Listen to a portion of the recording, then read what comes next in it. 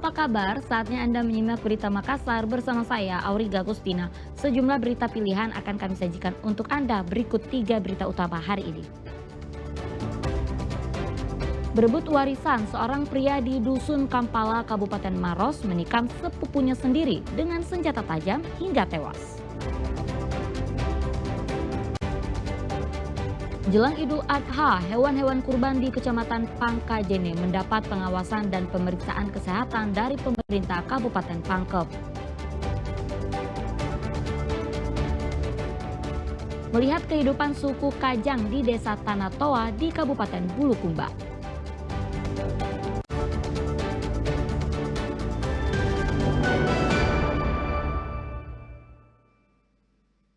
Seorang pria di Dusun Kampala, Kabupaten Maros menikam sepupunya sendiri dengan senjata tajam hingga tewas. Diduga motifnya adalah dendam lama terkait persoalan lahan warisan. Muhammad Jupri, warga Dusun Kampala, Kabupaten Maros tewas setelah ditikam dengan badik oleh Daeng Lira yang tak lain adalah sepupunya sendiri pada Senin lalu. Peristiwa penikaman terjadi saat keduanya berpapasan di tengah jalan. Saat itu korban menegur pelaku, namun Daeng Lira mengira korban akan memukulnya. Sehingga ia lebih dulu mengambil senjata tajam badik dari dalam sadel motor dan langsung menikam korban. Sebelumnya, keduanya ini diduga memang memiliki dendam lama karena masalah harta warisan dari neneknya. Meski sempat dirawat di rumah sakit, namun korban tewas akibat kehilangan banyak darah. Pelaku pun langsung diringkus oleh polisi saat berada di kediamannya.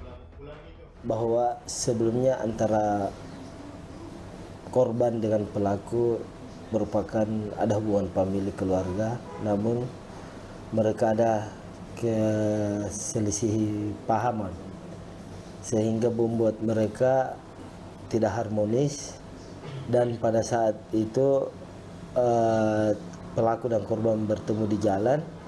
Pada saat ketemu di jalan, pelaku langsung menahan korban dan langsung menikam yang bersangkutan sebanyak 3 kali. Kini pelaku bersama barang bukti senjata tajam telah diamankan di Polsek Lau, Kabupaten Maros, dan pelaku dijerat dengan pasal tentang penganiayaan dengan pemberatan dengan ancaman hukuman 10 tahun penjara. Raisa Habu melaporkan dari Kabupaten Maros. Satu keluarga di Makassar ditangkap polisi karena diduga melakukan aksi penipuan. Modus para pelaku adalah menukar ATM korban yang sebelumnya sudah dihipnotis. Uang di dalam ATM pun dikuras pelaku.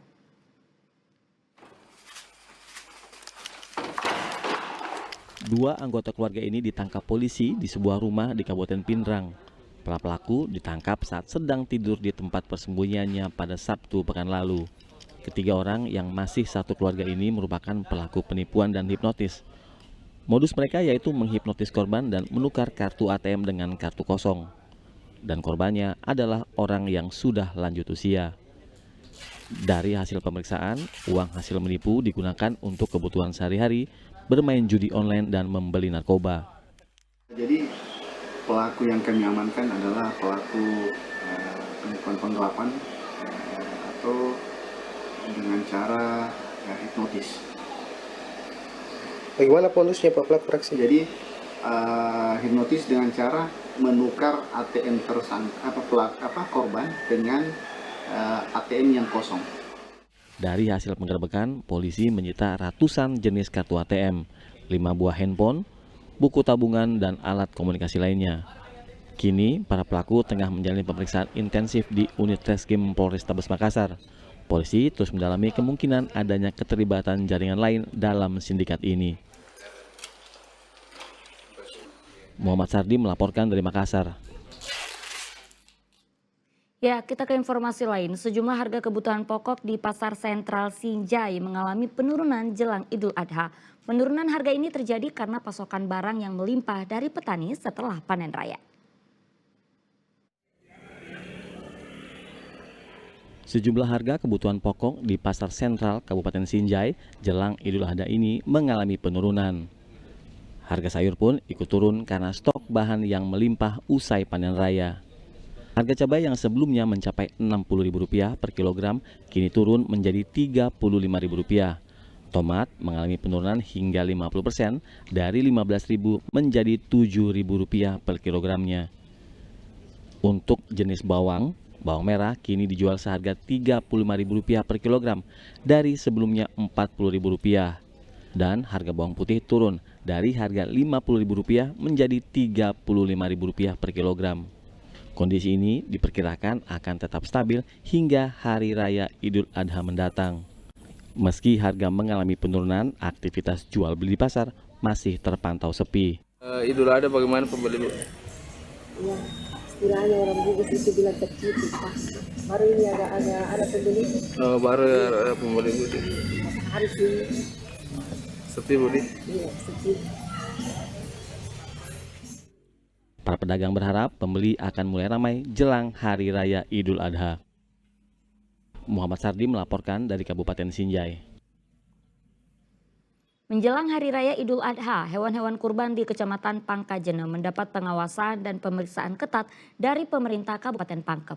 Pemeriksaan dilakukan untuk memastikan kesehatan dan kelayakan sapi sebelum disembelih.